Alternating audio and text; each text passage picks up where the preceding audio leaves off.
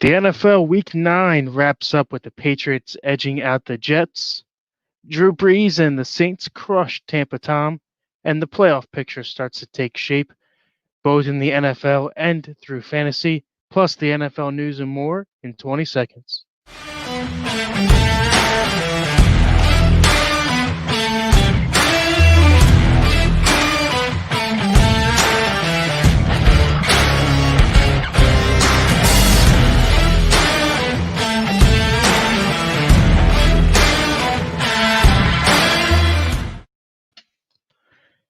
Hello, fellow fanatics. Welcome to the Average Bros Fantasy Show, brought to you by Football Darts and Fantasy Sports Alliance. First, we want to thank our broadcast sponsors, Football Darts. Football Darts is a dart game that combines the skill of traditional darts with the strategies of American football. This innovative dart game is played on a uniquely designed multiple target dartboard. Unlike traditional British darts, American football darts is a game that combines both the skill of darts and the strategies of football. It can be played on in sports bars, at tailgate events, as league tournaments, or as a leisure activity in the comfort of your own home. If you'd like to check out their officially licensed collegiate dartboards, go to footballdarts.com. They can also be found at Target and Wayfair as well. And then remember, guys, if you do like this show, please like, share, subscribe to all of our social medias. We are on Facebook, YouTube, Twitter, Instagram, anywhere you can find us, we are at. And then if you don't happen to catch the complete show here tonight, you can also now find us on Apple Podcast, Google Play, Amazon Music, as well as anywhere else that you find your podcast for your listening pleasures, as well as on Anchor and Spotify. Don't want to forget to mention those as well for you.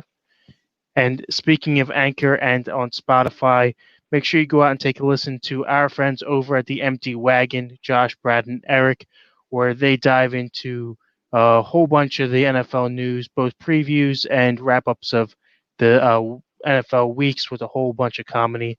Go out and check out those guys. And if you don't remember what time those shows do go off, you can always check us out on our website, fsa-fr.com. Josh, how you doing this week, bud? Literally just woke up, but thank God I prepped for the show, so we're all good to go. I am doing amazing, as everybody knows. As you mentioned at the beginning of the show, Drew Brees and the Saints absolutely demolish Tampa Bay, as well as their defense for once. Yeah, let's talk about that for a bit there, bud. I know that unfortunately I had taken Tampa Tom and TB to AB, but we all know how that worked out, seeing as they did not hook up for much as the game went on. But same goes for your team. Looked like the Saints came out with a different type of game plan there. I believe there was a pass caught by every active receiver on the roster for the game. That's got to be fun to watch. Yeah, that just pretty much is just what makes Drew Brees the quarterback that he is that he doesn't just have a favorite, especially with having Michael Thomas back, and then of course Alvin Kamara coming out of the backfield. He just shows that he can get it to whoever, and a team like Tampa Bay, uh, they game planned like, okay, Kamara is their go-to guy. Let's try and lock him up. Drew Brees found somebody else. Michael Thomas is back, 149 receptions last year. Let's try and lock him up, which for the most part they did.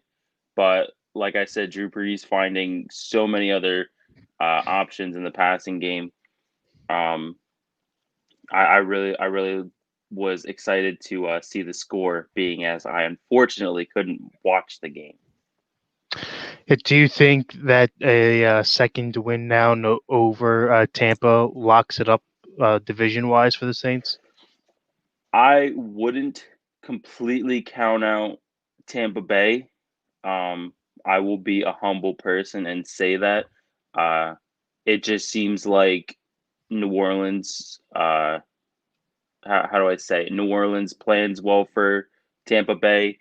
Their defense plans well for Tampa Bay.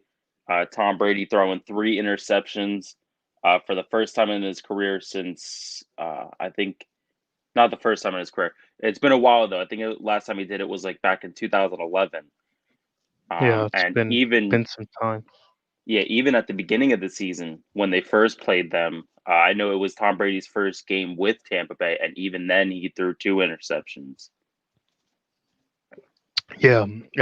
Plus, you got to figure. I know that first week back, I'll kick it off here with my winners and losers, being that we're on the topic here. And I just want to remind everybody that is listening live to us on Facebook, YouTube, and now on Twitter to go ahead and comment throughout the show. We're going to start it off with the winners and losers throughout the week. Players that did well, didn't fare so well. Go ahead and comment them below, and we'll throw them up on the screen here. But for me, is sticking right in the division.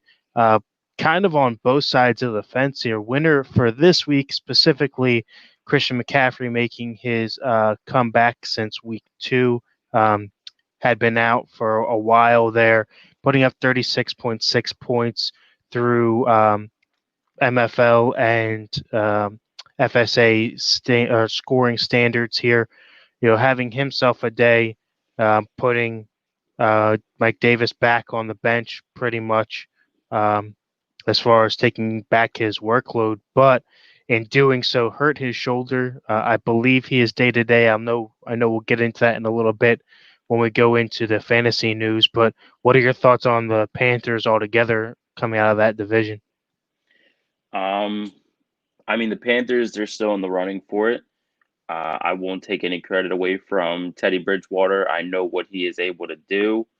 And just the fact of him getting his number one weapon back on the field and unfortunately losing him in the same game. I wouldn't 100% count them out of the division yet.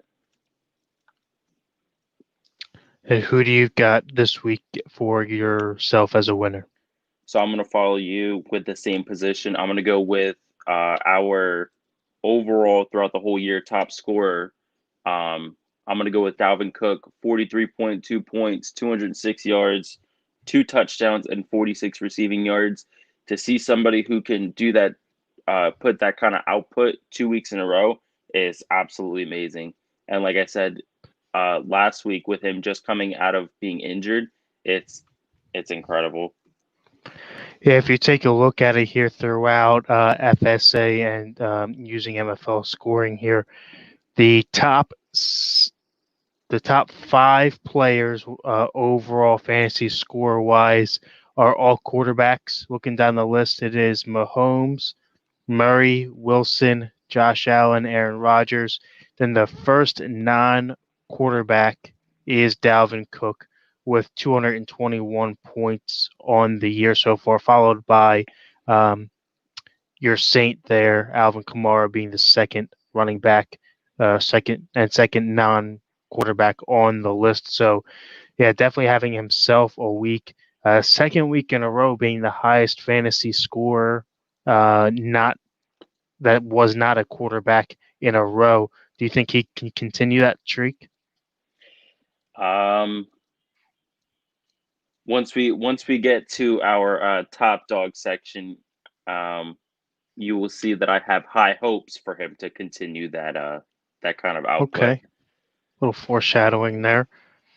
For me, on the opposite side, somebody that has had their ups and downs throughout the season, um, had high hopes to be a top dog and take over a position, um, but hasn't fared so well is Le'Veon Bell. Second or third week now in Kansas City. You see how well Mahomes is doing, being the number one overall fantasy scorer in FSA, only putting up zero point 0.8 points this week for themselves in the win. But we know that he's paired back there with um, Clyde Edwards-Helaire, so going to be a tough go for him. I thought he would have a bigger timeshare than what he's had, uh, but I think they really believe in the rookie to get things done and bringing in Le'Veon Moore as a mentor coach out of the backfield. Yeah, I think as far as a fantasy outlook, it even with Clyde Edwards-Helaire, it's a lot harder to trust them to be week in and week out starters. It's kind of the same thing. It's kind of the same thing as what Cleveland does, having Nick Chubb and Kareem Hunt. But I don't think that they are going to be able to put out the same numbers that they do because even though Cleveland still has two running backs, they still produce the numbers for you in your starting lineup. And and because of that, I think that's mainly because uh, Cleveland doesn't have as strong of a passing game as Kansas City does. Yeah, I mean, if you look at Kansas City, going right into my next winner for the week here, Tyreek Hill having 31.6 points on the week, proving himself to be dominant, um, showing his dominance and his speed once again, week in, week out for that Kansas City offense. It's kind of hard to, we talked about it before when one aspect of their game is shut down. Last week you saw just the opposite. Um, when their run game had taken off and their pass game suffered a little bit, they're able to pick it up on that other side of the ball. Nobody yet this season has been able to stop both sides of the ball playing Kansas City. So, if I'm in the playoff hunt here for fantasy, I'm definitely looking to pick up any one of those players, especially ahead of the trade deadline in many leagues coming up this week. So if I know I'm going to have to make a push, I'm definitely targeting anyone within that roster. Oh yeah, I definitely would. Even at the beginning of the season, I know I was one of them that I targeted at least Travis Kelsey, and with all the tight ends going down around the league, especially with a lot of owners losing Kittle for the rest of the season, it seems I made the good decision to pick up Kelsey. Who do you got next for us? Kick it down to the loser's side for this past So week. on the loser side, I take great pleasure in saying this, and as everybody knows or should know, it's going to be Tom Brady putting out negative points, and that's unfortunate for both me and you. I know that Hmm. in one of your leagues you have Tom Brady as well. Only 209 yards, and like I said at the beginning, three interceptions.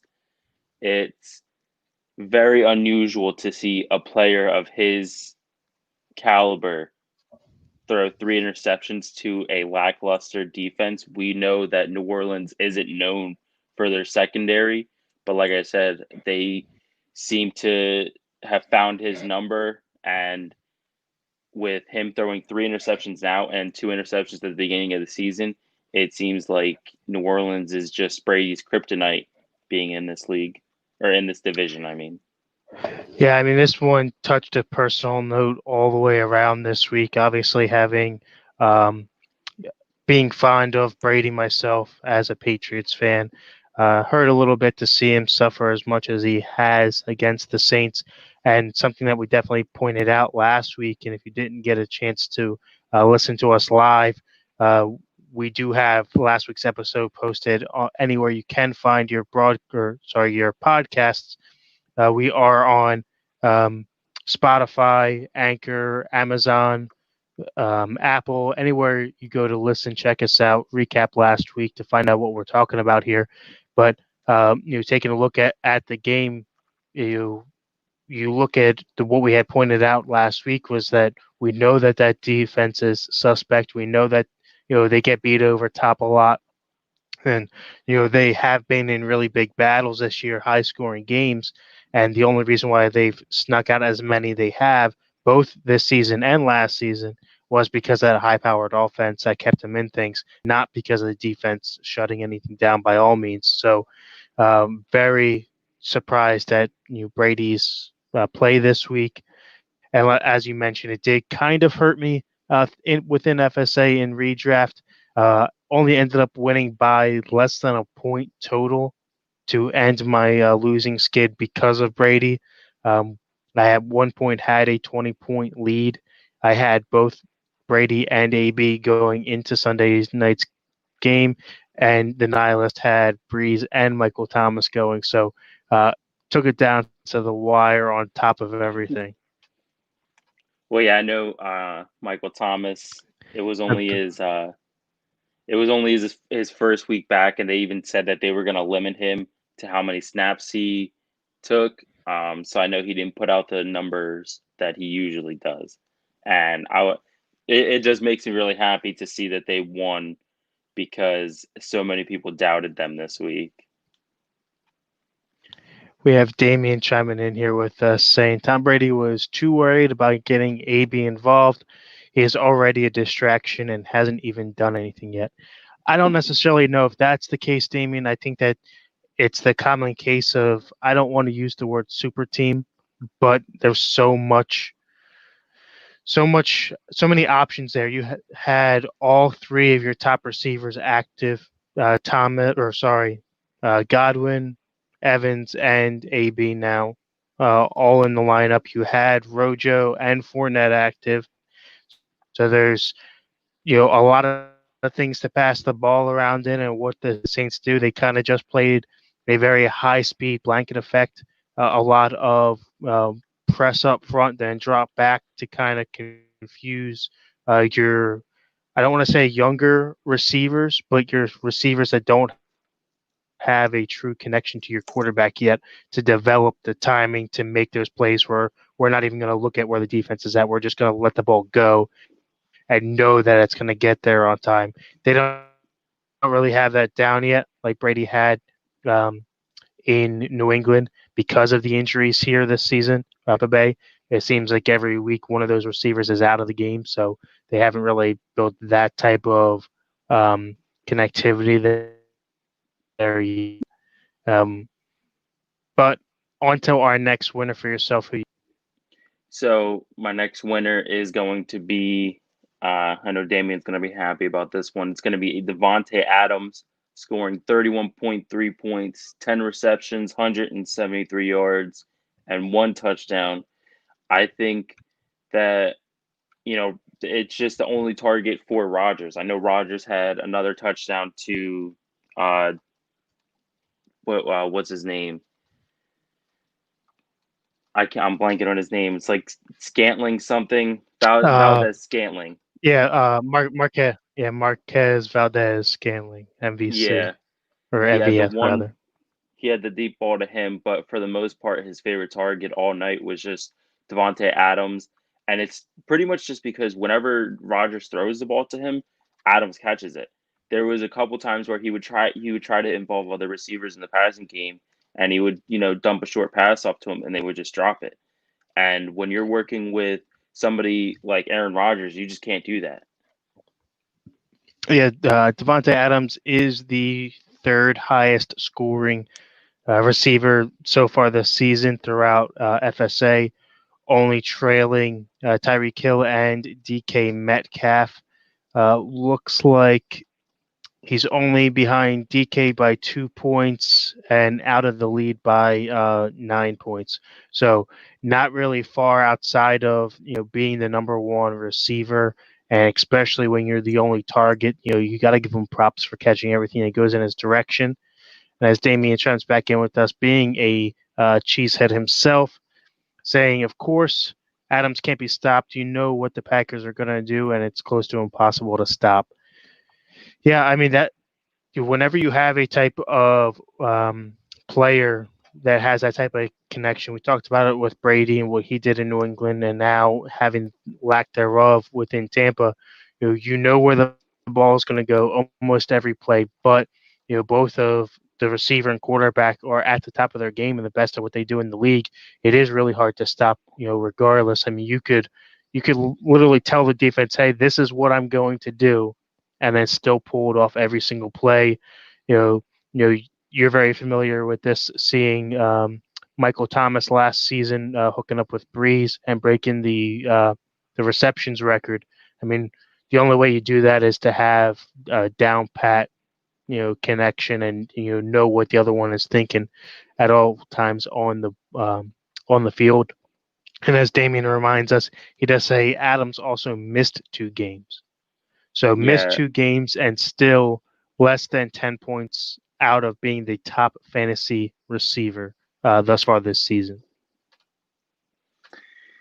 and That leads me into my next loser of this week, somebody who's missed a lot more than 2 games, and actually had high hopes for their return into the league. It's going to be your top dog for last week. It's going to be Antonio Brown, putting up 6.1 points. I believe he was still one of the. Actually, no, they were pretty even throughout their receivers as far as fantasy points, but only 3 receptions, 31 yards. Kind of actually what I predicted last week. I said I predicted that Antonio Brown wasn't going to get much of an output. Um, Mainly just because I feel like it's like the same case as the Browns. There's just so many weapons there, and it's like whether it's Tom Brady not being used to it or if it's Bruce Arians not being used to it, they just don't know how to game plan with it. I mean, do you put this performance more on Antonio Brown or more on Brady?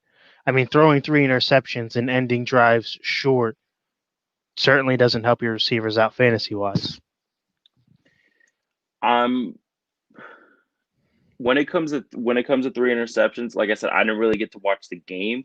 So as long as none of the interceptions were tipped, then I would put them all on Brady. And that's really like shocking to say. But when you're a quarterback and you're just throwing 3 straight out interceptions, that's kind of on you, especially as a veteran quarterback, to know who to throw to, when to throw it to them, and that it's going to be a clear pass. Yeah. I mean, I watched some of the game. I mean, it was kind of once it started to get out of hand. I only checked in here and there on it. Wasn't of high importance at that point. But regardless, I mean, you're talking, 3 drives stopped short. That's 3 missed touchdowns. You're talking almost 30 points right there with the yardage on them. Then you're talking a half a point per reception for every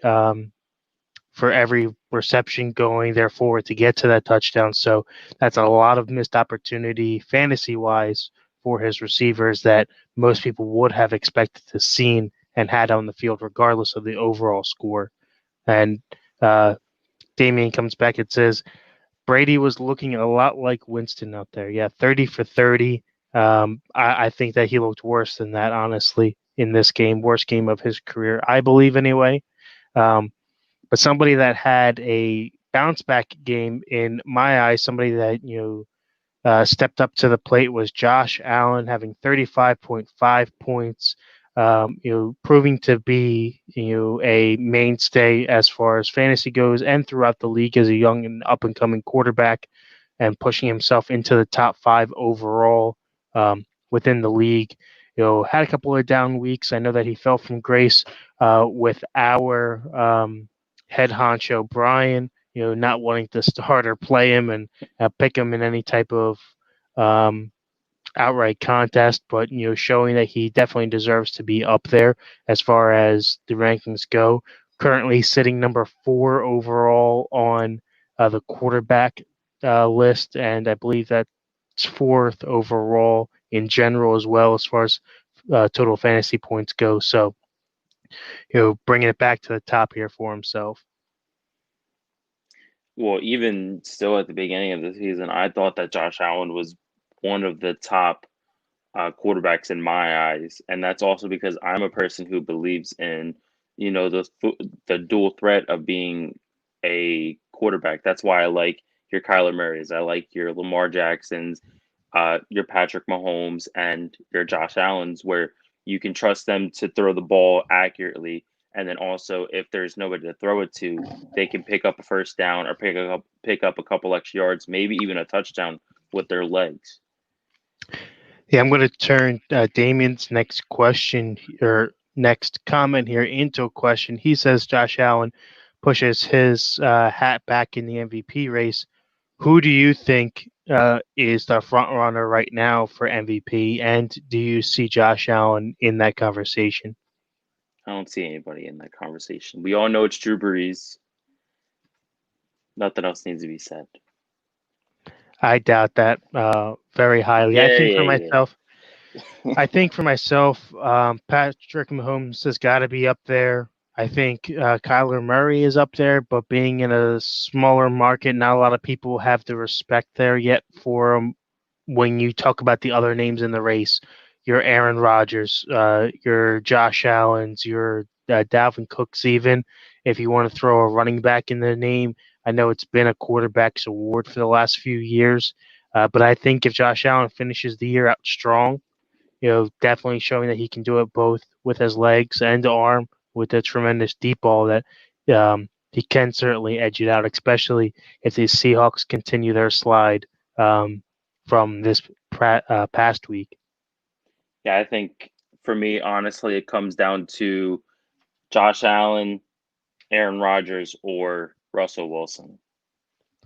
Damien says that Dalvin Cook is a closer MVP than Breeze. Do you believe that to be true? Like I said, in that case, I'm going to follow your point and say that it's a quarterback heavy MVP race. So I'm going to reject that statement and say that Breeze has more of a chance to win MVP than Dalvin Cook. Breeze can stay healthy at least.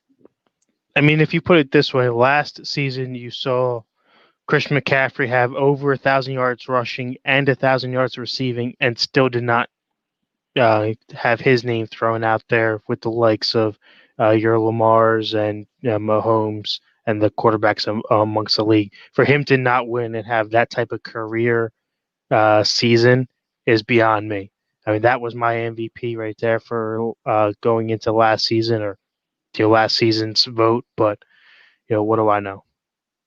Well, yeah, if somebody like Christian McCaffrey can win with an output like that, then where's Alvin Kamara's MVP trophy?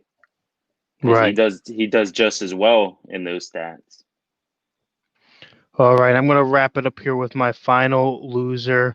I know this one hits home for a few of us, myself included. Corey Davis putting up a goose egg, not having any type of production in his return, especially down, um, having a tougher, having what I thought would have been an easier go for him, being that everybody knows that that team is run heavy. Um, Absolutely doing nothing for his fantasy owners this week.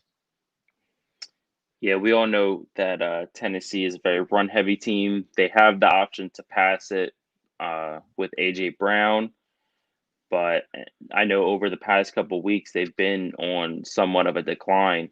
And I think I said it a couple of weeks back with Derrick Henry maybe being a MVP candidate, but over these past couple of weeks he's been taking his hat out of the ring for MVP. It currently AJ Brown is sitting at your 23rd overall receiver.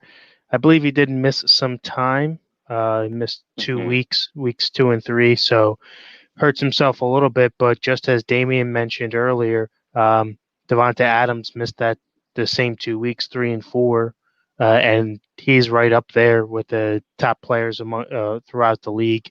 Julio in the same situation, missing 2 games, so um, you can't really throw that out there anymore. As far as hey, missing time. If you're a great player, you're going to be a great player, and you're going to put up the numbers regardless, and it's going to speak for itself. Even if you miss time, it should be overshadowed. And Damien mentions here AJ Brown or bust. Corey Davis continues to show why he's a bust of a first round pick. So inconsistent. Yeah, I agree with you. I think that, you know, I think he's their big play guy. I think that he's their true deep ball threat, that he's going to try to beat you down and cut across the middle of the field. I think that all of the finesse stuff, everything over the middle, your big check down guy is going to be AJ Brown. So unless it's a big boom play, you're not really going to see much out of Corey Davis. And if, as we mentioned in our title of the show here, looking forward to the playoffs, if you are a playoff team or looking like you're going to be one, I know myself and Damien fighting for a spot currently in redraft. Uh, I'm going to think about leaning away from Corey Davis and getting him off your roster, freeing up some backup space, especially knowing that a bye week does fall later in the playoffs, week 13, uh, well, 11, 12, and 13 for that matter, as we go throughout the regional playoffs here. So, personally, looking to lean away from him myself. Yeah, and somebody else who I would personally lean away from, but I mean, that's no surprise, is going to be my final loser of this week, and it's going to be Ronald Jones. And yeah, I know I picked pretty much all of Tampa Bay's offense as my losers this week. Only 3.3 points, 9 yards rushing, and then three receptions for 9 yards. It's nothing new from Ronald Jones. I know he has had some weeks where he's shown a little glimpse of sunlight to Tampa Bay's running offense.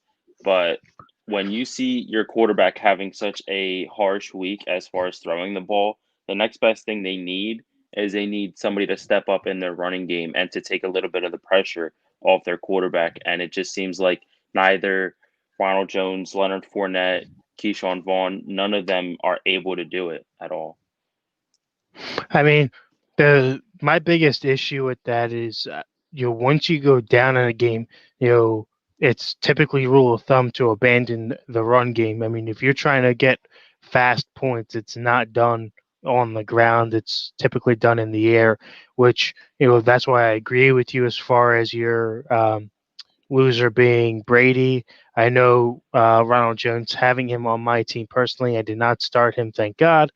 But with that being said, I can't put much of the loss on him because you're not going to be running the ball as you're going throughout the season or throughout the game here. If you're down, typically you want to get that, those big plays done. That way you can catch up as quickly as possible. So it's usually the first thing abandoned. And Yeah, Damien says, uh, in Rojo's defense, the team only had 4 rushing attempts. Yeah, I mean, if you're only going to be running the ball 4 times, just as I mentioned, you know, usually you're going to be pass heavy when you're down that big, and only having 4 attempts. I mean, maybe that goes right to my point as far as the run game was abandoned because of that deficit. yeah, but my thing is the fact that New Orleans, I mean, as good of an offense as they are, they didn't score 38 points in the first quarter. So you got to think by third quarter, maybe fourth quarter, they have 38 points. Yeah, you can abandon it then. But that's a whole first half where you can like grind out the numbers on the ground game. And we have Douglas chiming in with us saying, Bill, this is a very average comment, mentioning Coach Bill from the FSA Lions, as well as the general manager of the Mermen. I believe he got a win this week. I got to double check on that.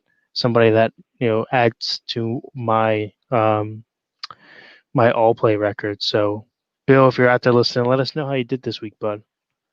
It's hard to blame a guy that didn't get a chance to fail. Damien mentions, I believe, speaking about Rojo, and again, agree right there with you. Um, but let's get to it. Josh, I know you got some NFL news for us, highlighting the news around the league this week. Brought to you by the Recast, the official music of the FSA. Josh, what do you got for us? All right. So I'm going to kick it off with Big Ben injures not only one, but both of his knees. However, he is optimistic that he'll be able to play this weekend. And he said that he's he says that he'll be fine pretty much. Just something to keep an eye out for.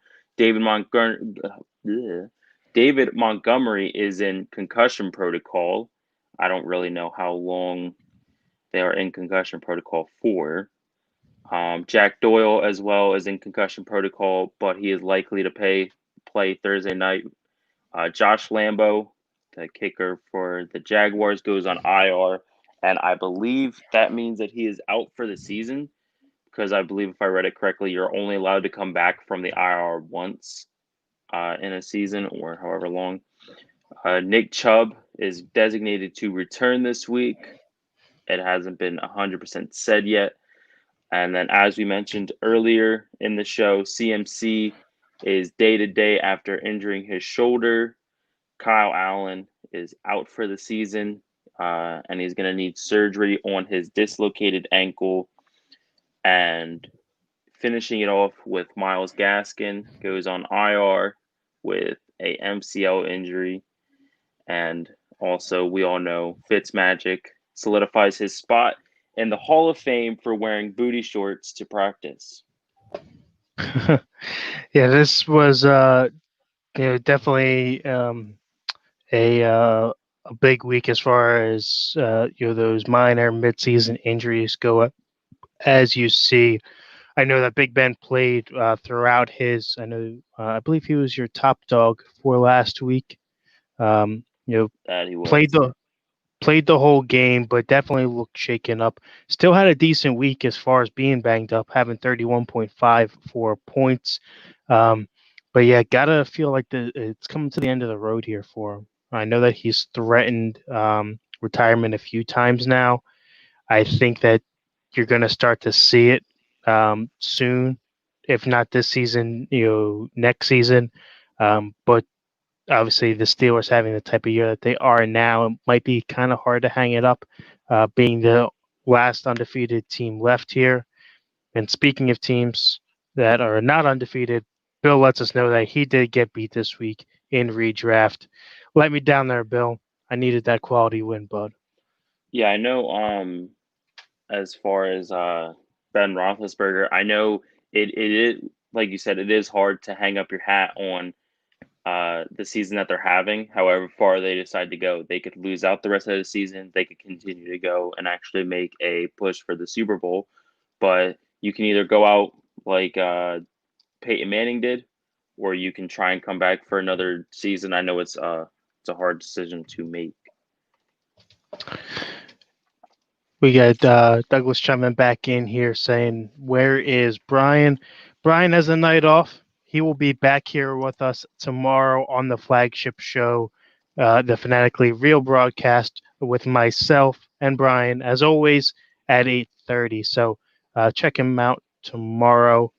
But if you don't happen to catch our live broadcast again, go out and check out the recorded version, our podcast version on Anchor, Spotify, Apple Music, and wherever else you get your podcast from. Damien says here, Big Ben also caught a close contact COVID hit and won't be able to be around the teams until Saturday at the earliest. Yeah, Yes, I have so seen that. that might actually benefit him, Damien. Sitting out, obviously hurt and banged up, just gives him another reason to go sit in a nice ice bath and, relax those muscles and try to heal up if available on Sunday. Not 100% sure who they play this week off the top of my head, but with a being 9-0, if you do drop a game, I don't think it's all that big of a deal for him. Sitting here looking for them. They played the Bengals this week. Yeah, so division game, but Damien says he traded Big Ben for 2021 first last night. Feels pretty good about it. I would say that's a pretty good deal. I mean, knowing that you're going to get, for especially depending on where the first round pick falls within Dynasty, you just basically traded away a 5-year guy with at least mid upside for an aging quarterback that is most likely done after this year. And I assume for you, depending on who else you had quarterback wise for yourself, probably wasn't starting Big Ben every week. Let me take a look here. Big Ben is outside of the top 10 for quarterbacks this year so far. Yeah, he's sitting at number 13. So, if you're in a super flex league, he's definitely a play. If not, he's outside of your top 12, sitting at 13. So, definitely some value there wherever you're at. And he said dropping a game is kind of big with only one bye week going into the playoffs this year. Uh, I would say yes, but if you're already 9-0, if that's what you're referring to, being the Steelers, if you lose one game, you're 9-1 in a division where it doesn't look like anyone's really that close to catching it anyway. I know that dropping this game being a divisional game, that hurts a bit, being in division, but in the scheme of things, I think he'll be okay.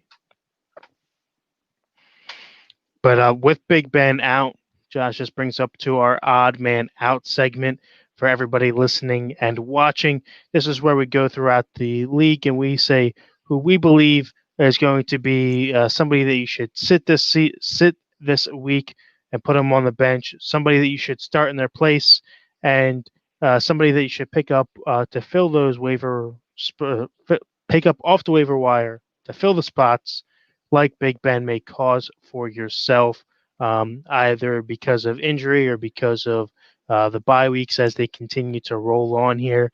And if you are watching us live, go ahead and drop in who you should start and sit, maybe somebody from your own lineup who you're contemplating.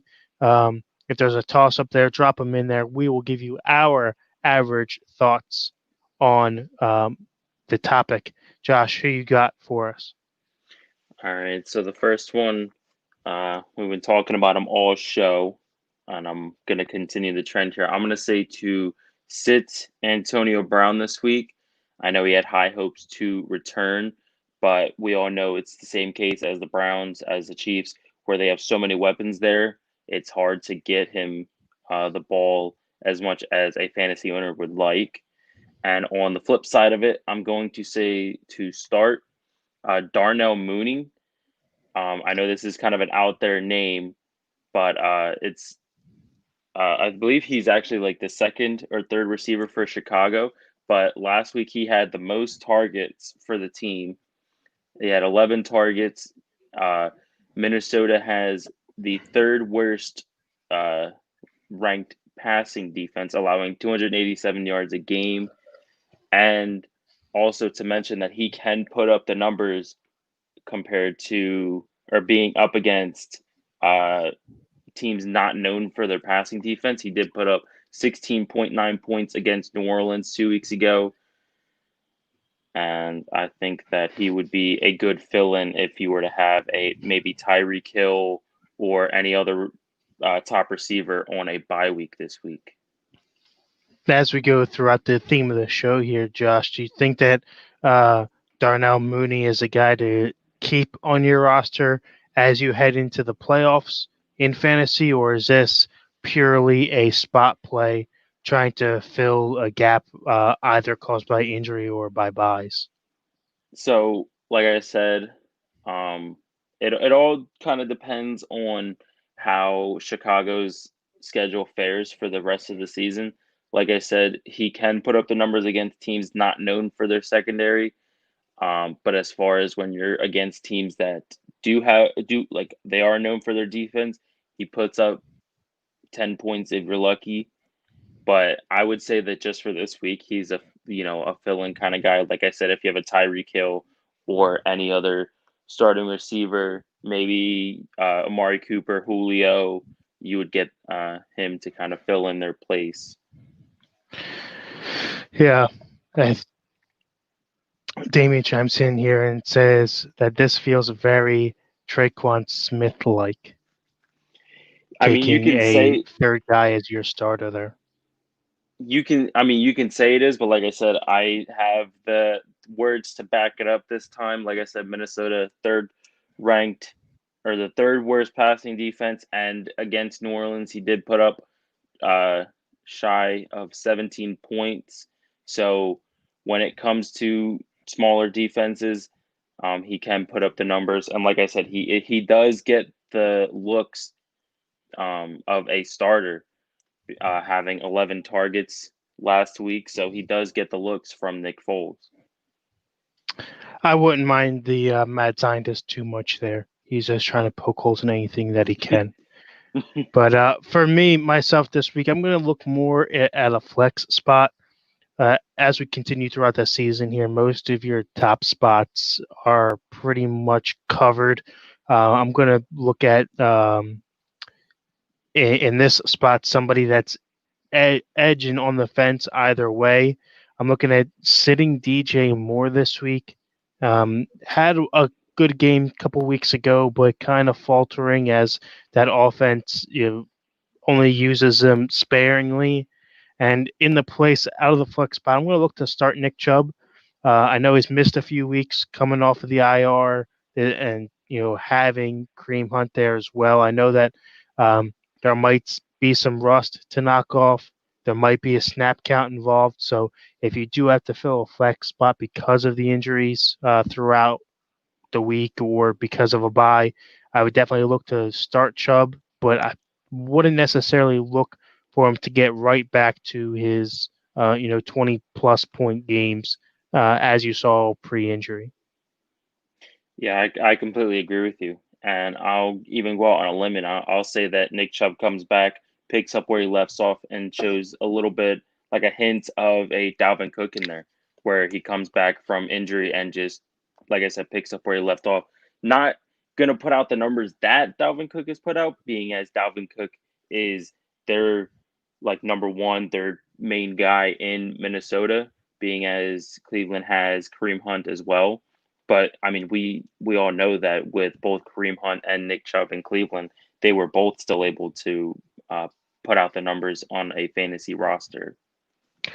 Damien checks back in with us and says he is going to be sitting Juju against the Bengals and starting in his place DJ Chark versus the Packers. I think sitting Juju is a smart move. I think that not many people are starting him regardless outside of your matchups, being very light at the receiver position in the first place, just because of the performance that they've had. They're very big boom guy, more bust than not, but without having Big Ben and a deeper arm, you're not going to see much of that. You're going to see a lot of underneath stuff, which lends into your running backs and into your Claypool type guys for was it Mason Rudolph, their backup? As long as he doesn't get scared of any swinging helmets, that is. That's even if he decides if Big Ben even gets sat, because it Mm-hmm. wasn't 100% that he was out this week. But yes, with him being in contact or close contact with somebody with COVID, he is out until Saturday. I guess that's kind of entirely up to Mike Tomlin at the end of the day if he wants to start Roethlisberger being out of practice for so long, or if he wants to sit him. Who do you got for us as your second start sit of the week? Ooh. All right, so my second sit of this week is going to be Phillip Rivers going up against the Titans. I feel like that the Titans just have a strong enough defense that they can stop him and pretty much the one weapon that he has in T.Y. Hilton. Um, I know that their run game is a little lackluster, being as they were down. Who was it? Was it Marlon Mack that went down for the season? Yeah. Yeah, so they're a little shallow in their running game, being down Marlon Mack, and hopefully for the sake of my pick, they actually go to the running game. Yeah, I think that that's smart there. I mean, he only had 7 points this week. Had the fumble, kind of showing his age, not being as well off as in the beginning of the season that he was as teams start to figure out the game plan that he's setting up for himself there. So definitely not a bad move there. For myself this week, I'm going to be sitting Burrow against the red hot Steelers that show their strength mainly on that defensive side of the ball. And I'm going to be starting the 2-0 Tua out of Miami, having a better week this week than he had last week, but overall getting the win and getting things done for himself. The rookie showing a ton of promise for Miami as the season moves forward here.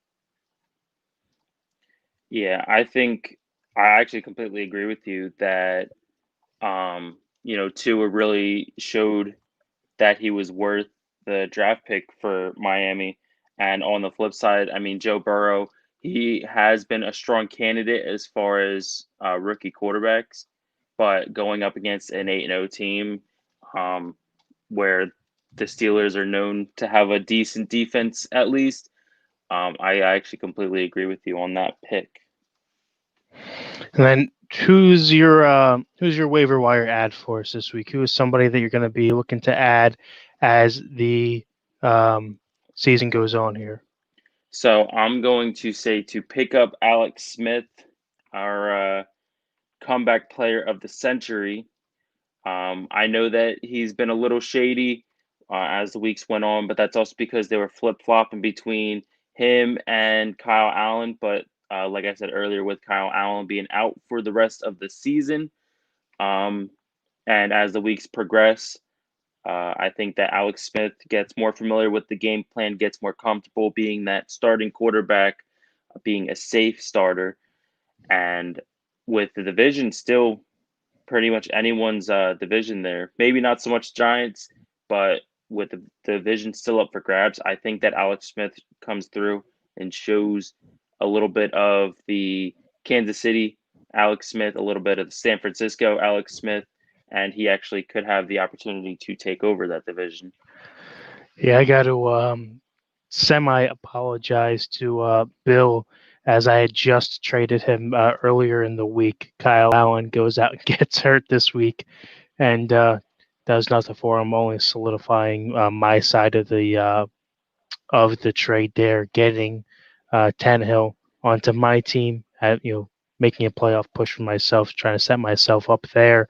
But yeah, I think you're spot on with that. I think Alex Smith is a good pickup. I think that they need to get him some Kevlar leg braces or something, considering nobody in Washington is safe with those ankles anymore. But for Who's myself, your ad?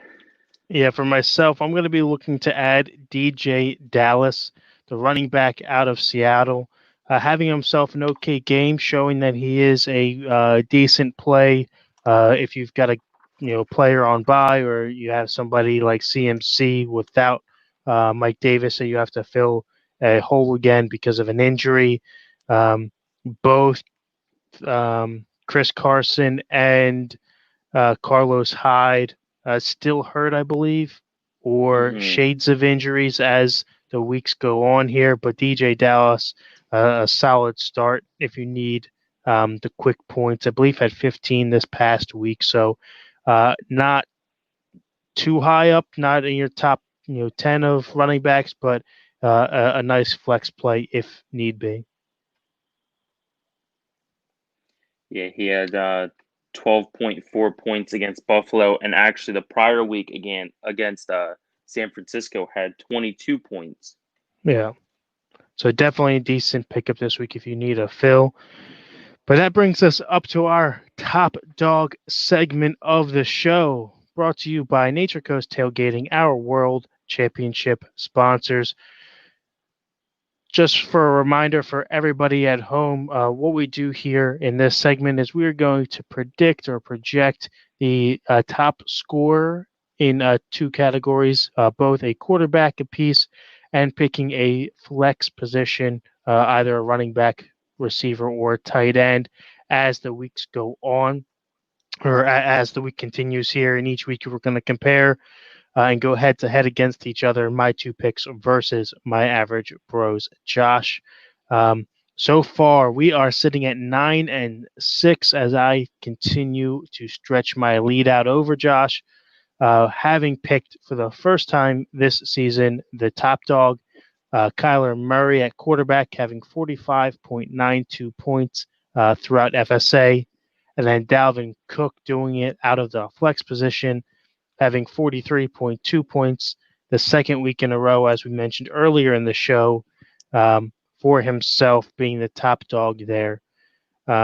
Just as a recap for the last week, Josh, you had Big Ben at your quarterback spot, taking 31.54, earning you 0 points there, as I took 2 points with the top dog in Murray, 45.92. Then you did pick up another point out of the flex spot with Alvin Kamara, earning 15.4, and AB for myself having 6.1 points on the week. So totaling up to 9-6 here. Why don't you kick us off? Who are you taking to try to get yourself out of the slump? So this week, I know that he's been on, or his whole season, he's kind of taken a step back after being named 2019 MVP. I'm going with Lamar Jackson this week, going up against the Patriots. Unfortunately, when you're the Patriots and you give up 27 points to the Jets out of all teams, you lose a little bit of credibility. And for that reason, I'm going to say that Lamar Jackson, uh, gets the ball through the air. Hopefully, gets Des Bryant involved in the passing game. I would actually like to see him kind of make it back into the league. And on the flex position side of it, I'm going to try and hope, pray a little bit that Dalvin Cook has the same output that he's put out past 2 weeks. And I'm going to go with Dalvin Cook. Unfortunately, though, with my luck, this is going to be the week that he puts out like 10 points. You think he's going to be the top dog for a third week in a row? I certainly would hope so. I'm not going to project the weather here and say that it's a forecast for touchdowns coming Dalvin Cook's way. But like I said, all I can do is hope and pray that he can get me out of the hole that I've dug myself into. So, for myself, I am going to take the man, the myth, the legend, Josh Allen. I'm going to take him to not only show off his arm and legs, but do it against on the opposing side. His most comparable player in the league right now to him is Kyler Murray. So I think he's going to show him how it's done. Show off his bigger arm. We just saw Tua go down there and blow up against the Cardinals. So I think that Josh Allen can do it even more so, especially coming off of a pretty decent week.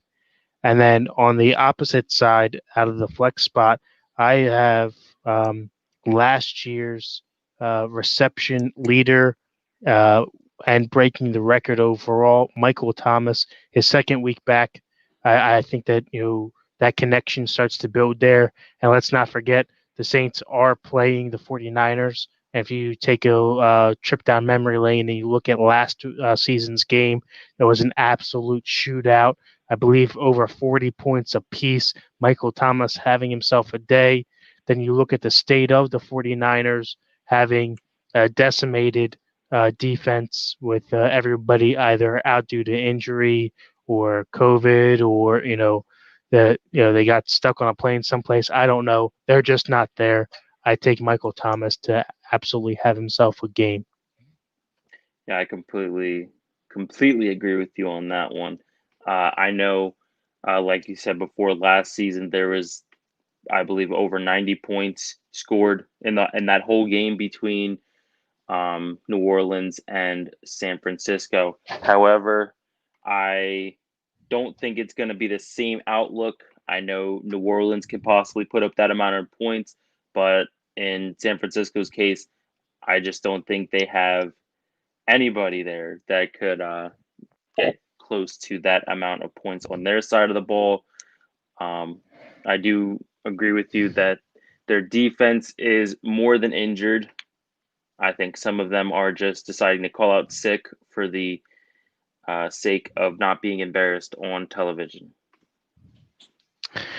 Yeah, I think that, this week is going to be a big week just to, kind of go through that and, prove to themselves, who we all know that they can be and not have the same thing happen to them.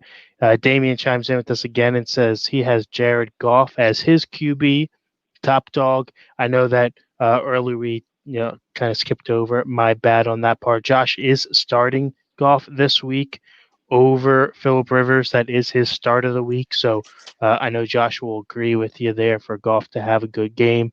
And at his flex position is Devonta Adams. A little bit of a homer pick. I'm not gonna lie. Oh, homer Kind of feels picks. Gotta love them. kind of feels sus there. A little sus Gotta on love that. the I homer don't think picks. I he's will. I going to will be the top say. dog, but I will say though, I will have to agree. Jared Goff going up against Seattle with their worst passing defense, allowing 362 yards a game.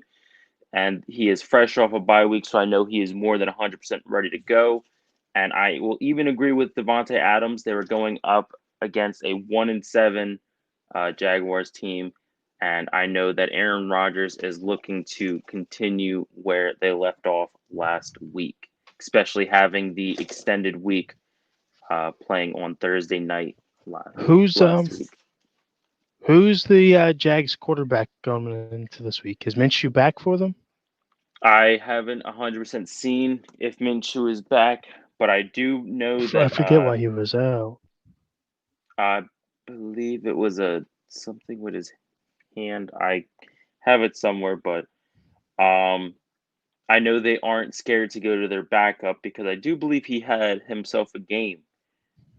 Their backup, Jake Luton. It Damien says Minshew is still out with the thumb injury, so thank you for that, Yeah, Damien. As our normal stat guy took the night off today. yes. That wraps up the formal portion of the broadcast here for us, your average bros. Before we return to our regularly scheduled show next week, Tuesday at 8, which is the 17th, check out our flagship program, the Phonetically Real broadcast, tomorrow at 8:30 live here on Facebook, YouTube, and on Twitter. And then after that, catch the Empty Wagon guys, Josh, Brad, and Eric live with us Saturday the 14th at midnight. Then we follow that with our happy hour via Zoom on Sunday the 15th at 8:15, just before the 8:20 kickoff for the night game. And then wrap up your week with the Empty Wagon guys right here back at Monday the 16th at midnight as they recap their week. They highlight their heroes and villains, and as they go throughout the week, they tell you where they hit, where they missed, and are very humble about their picks there. So definitely go check out those guys. And if you can't catch any of us here live on the platforms I had mentioned, go out and check us all out on our podcast versions via Anchor, Spotify, and anywhere else you may find your podcast and listening needs. Check out Fantasy Sports Alliance for the Average Bros and the Phonetically Real broadcast, and then the Empty Wagon Fantasy Football podcast for those guys as well. All of those links can be found on our website at fsa-fr.com. And we want to thank all of our sponsors tonight. The QB54 Arm and Leg League sponsor, Football Darts, the broadcast sponsor, Nature Coast Tailgating, our World Championship sponsor, and then all of our bowl game sponsors, Finger Lakes Mercantile, Cranky Veteran Candle Company, Southern Sirens Sugar Scrub. I lost my place here. Deep South Creations, and of course, the Recast, who was the official music of the FSA. Josh, anything else for everybody watching at home? I'm assuming that you didn't get a chance to do it this week, so I think we have to do it next week. But I do believe there was supposed to be a pieing. Yes, I do owe you a pie. Did not go out and pick it up this week. That will be in works for next week. So come back and check us out. I'm gonna let the wind soak in, so I'll let this one slide. Don't worry, you'll get your pie. I just got to make sure I get all the toppings for you, like you had for yours. Well, it'll give people a reason to come back and watch us next week. I know people love seeing that. Yeah, I know they're not here for your ugly mug, so well, someone's got to keep up the looks. With that, Josh, thanks for coming back on with us, and everybody have a good night.